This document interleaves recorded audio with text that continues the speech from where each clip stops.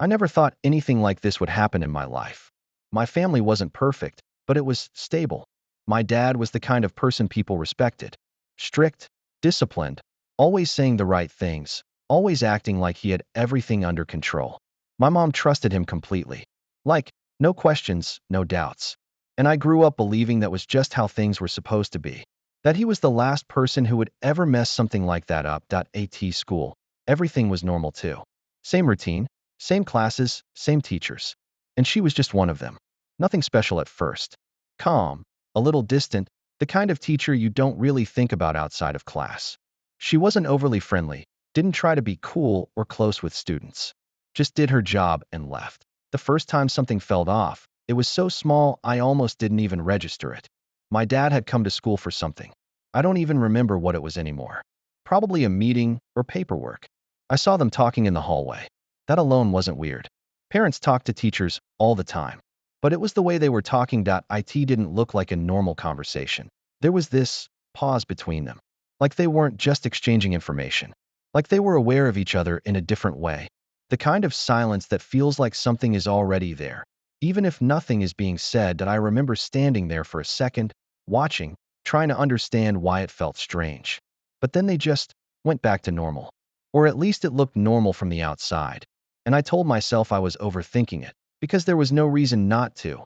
After that, I didn't think about it much. It was one of those moments that feels strange for a second and then just fades into the background. People talk, people pause. Maybe I just read it wrong. That's what I told myself. Everything went back to normal. School, home, same routine. I didn't connect it to anything else. But then I started noticing small things that didn't fit the way they should. Not obvious, not enough to question out loud, just slightly off. Like one day she called on me in class. Nothing unusual, but the way she said my name felt different. Not wrong, just more careful, like she was thinking about it for a second before saying it. I brushed it off, answered the question, didn't think much of it. But later that day, when I got home, my dad mentioned her. Just casually, like it wasn't important. Said something about how she seemed like a good teacher. And I remember pausing for a second, because it didn't match how he usually talked. He never noticed teachers. Never cared enough to comment on them. But again, it was small. Easy to ignore. The kind of thing you don't build a story around. Still, after that, I started paying a little more attention without even realizing it. Not looking for anything, just noticing. And the more I noticed, the more it felt like those small moments weren't as random as I wanted them to be. After that, I couldn't help but notice them a little more whenever they were in the same place. Not in an obvious way, just small things my brain started picking up on its own. The way he'd look at her for a second longer than necessary. The way she'd slightly change her tone when speaking to him compared to other parents. It wasn't something you could point out and prove. If someone asked me what exactly was wrong, I wouldn't have been able to explain it. It just felt different. One time I saw them again in the hallway, and this time I didn't walk past right away. I slowed down a bit, like I was looking at something else, just to catch a little more of the moment. They weren't standing close, nothing like that. But there was this familiarity between them that didn't match a normal parent and teacher interaction. Like they already knew how the other person would react. Like they'd had this conversation before, even if the words were different. And when they noticed me nearby, both of them shifted almost at the same time. Not dramatically, just enough to feel it. The kind of quick adjustment people make without thinking. That's when it stuck with me. Because it didn't feel accidental anymore. It felt controlled. And for the first time, I didn't fully brush it off. I didn't jump to conclusions either. But I stopped telling myself it was nothing. After that, it didn't go away. It just stayed there, quietly, like something in the background I couldn't turn off anymore. I started noticing how often he brought her up, but always in a casual way, like it didn't mean anything. Little comments, small observations, things that didn't match how he usually talked about school or anything related to it. And at the same time, she started acting slightly different in class too. Not obvious enough for anyone else to notice, but enough for me.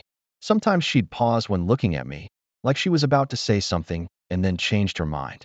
Other times, she'd avoid eye contact completely, especially when I was paying attention. It felt inconsistent, like she didn't know how to act around me. And that made it worse, because it meant she was aware of me in a way she shouldn't have been. One afternoon I got home earlier than usual, and my dad wasn't there. That wasn't strange on its own. But when I asked my mom where he was, she just said he had something to do and didn't think twice about it. That answer stuck with me longer than it should have. Not because it was suspicious, but because it was vague. And suddenly, all those small moments I had been ignoring started connecting in a way I didn't like. Because for the first time, it felt like there was something happening outside of what I could see, and I wasn't supposed to know about it. After that, I started noticing the timing of things more than anything else. When he left, when she wasn't at school, when certain things lined up just a little too perfectly. It wasn't constant, not enough to be obvious, but enough to stay in my head. One day she was absent from class. No explanation, just a substitute. That happens all the time, so no one cared. But later that same day, my dad wasn't home either. Again, not unusual on its own. But together, it didn't sit right. I didn't say anything. I didn't even know what I would say. I just kept it to myself and tried to ignore it like before. But ignoring it didn't work anymore. It just made me pay more attention. The next time I saw them together, it felt different. Not because they were doing anything obvious, but because now I was watching with a question already in my head. And when you're looking for something, even small details start to feel louder. The way they avoided standing too close. The way they kept conversations short when other people were around. It didn't feel like normal behavior. It felt like something being managed. And that's when the thought finally formed clearly, even if I didn't want it to. This isn't just in my head. Something is actually going on. I just didn't know how far it went yet. After that, I stopped trying to convince myself it was nothing. I didn't have proof, but I had enough to know I wasn't imagining it anymore. The problem was, knowing something is off isn't the same as knowing what it is. And that uncertainty made everything worse. I started noticing things at home too. The way my dad would check his phone more often, but never in front of us. The way he'd step into another room to answer calls, even if it was quick. It wasn't obvious behavior, just slightly different from how he used to be. And once I saw it, I couldn't unsee it. One evening we were sitting at the table, just a normal dinner. Nothing unusual. My mom was talking about something, and his phone lit up. I wasn't even trying to look, it just happened. A name. Not saved like Ms. or anything formal. Just her name. No explanation, no context. And he flipped the phone over almost immediately, like it was automatic. Like he didn't even think about it. But I saw it. And that was the moment everything shifted from a feeling to something real. Because it wasn't just behavior anymore. It was connection. Direct, clear, undeniable. And sitting there, acting like nothing had happened, I realized something that hit harder than anything before. I wasn't just noticing something strange. I was seeing something I wasn't supposed to see. And I didn't know what to do with it. After that, everything felt different, even when nothing was happening. I couldn't look at him the same way anymore. Not because I had proof of everything, but because I had seen enough to know it wasn't nothing. And the hardest part was acting like I didn't. Sitting at the same table, having normal conversations, watching my mom talk to him like everything was exactly how it had always been. It made everything feel off. Like I was the only one seeing something that shouldn't exist. At school, it got worse. Not because she did anything obvious, but because now I knew. Every time she spoke, every time she walked into the room, I couldn't separate her from what I had seen. And the way she acted around me changed too. She became more careful, more distant, but also more aware. Like she knew I knew something, even if we hadn't said it out loud. One time she asked me a simple question in class, and when I answered, she held eye contact for just a second longer than normal. Not in a friendly way, in a way that felt tense. Like there was something between us that no one else could see. And that moment stuck with me more than anything else.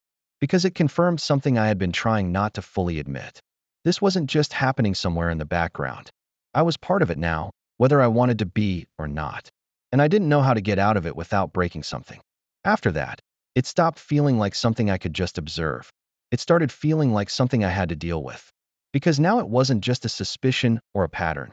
It was there, in front of me, every day. And the more I tried to ignore it, the more it pulled me back in.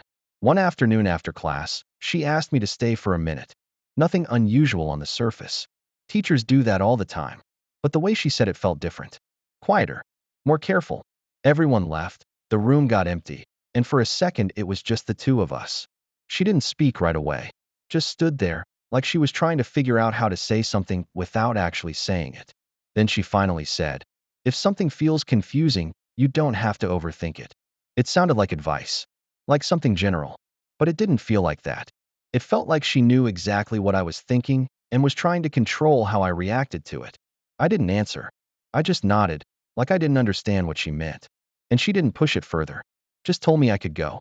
But that moment stayed with me more than anything else. Because it wasn't about what she said. It was about why she said it. And for the first time, it felt like she wasn't just part of something hidden. She was actively trying to keep it that way. And that's when I realized this wasn't going to stay quiet forever. After that, I couldn't keep pretending I didn't know. It wasn't just a feeling anymore, and it wasn't something I could push to the side. It followed me everywhere, at home, at school, even when I was alone. And the hardest part was my mom. Watching her act like everything was normal, trusting him the way she always had, not knowing anything, it made everything heavier. Because now it wasn't just about what they were doing. It was about what she didn't know. One evening, I heard them talking in the other room. Quiet voices, nothing I could clearly make out. I didn't mean to listen, but I stopped anyway. And again, there was that same kind of silence. Not empty, controlled, like something was being said without words. When I walked in, they both looked at me at the same time. Not surprised, not guilty, just aware. Like they were both waiting to see what I would do. And that's when it hit me. They knew I wasn't completely in the dark anymore. Maybe not everything, but enough. And instead of stopping, instead of fixing it, they were just continuing, like it was something that could be managed. That moment made everything feel more real than anything before. Because it meant this wasn't something that was going to end on its own. It was something I was going to have to face, whether I wanted to or not. After that, I knew I couldn't keep carrying it alone. It wasn't just uncomfortable anymore. It felt wrong in a way that didn't let me just exist around it. But every option felt like it would break something. If I said nothing, I'd be part of it. If I said something, I'd be the one who destroyed everything my mom believed was real. I kept going back and forth in my head, trying to find a way where no one gets hurt, but there wasn't one. One evening, I finally said something to him. Not directly at first, just a question that shouldn't have meant anything. I asked why he had her number saved the way he did. He froze for a second. Not long, just enough. And then he gave an answer that didn't actually answer anything. Something vague, something that sounded normal if you didn't think about it too much. But I was already past that point. I looked at him and asked again, this time without leaving space to avoid it. And that's when everything shifted. He didn't deny it. He didn't try to explain it away. He just stopped pretending. And in that moment, I realized something I wasn't ready for. He wasn't afraid I knew. He was just waiting for me to say it out loud. And that made it worse. Because it meant this wasn't something hidden anymore. It was something accepted between them. And I was the only one still deciding what to do with it. That I didn't say anything after that. Not because I didn't have questions, but because I already knew enough. There wasn't going to be an answer that made it better. We just sat there for a second, and for the first time in my life, I didn't recognize him the same way. Not as my dad. Just a person I didn't really know anymore. I went to my room after that and stayed there for a long time, thinking about what this actually meant. Not just for me, but for my mom. Because no matter what I did next, something was going to break. And there was no way around that. The next morning, everything looked normal again. Same house, same routine, same conversations. My mom was smiling, talking like nothing had changed. And that was the hardest part. Watching someone trust something that wasn't real anymore. I didn't say anything that day, or the next. I just sat with it. Because sometimes the truth doesn't hit all at once. It settles in slowly, piece by piece, until you can't ignore it anymore. And that's what stayed with me. Not just what they did, but the fact that I had to be the one to decide what happens next. Because once you know something like that, you don't get to go back to not knowing.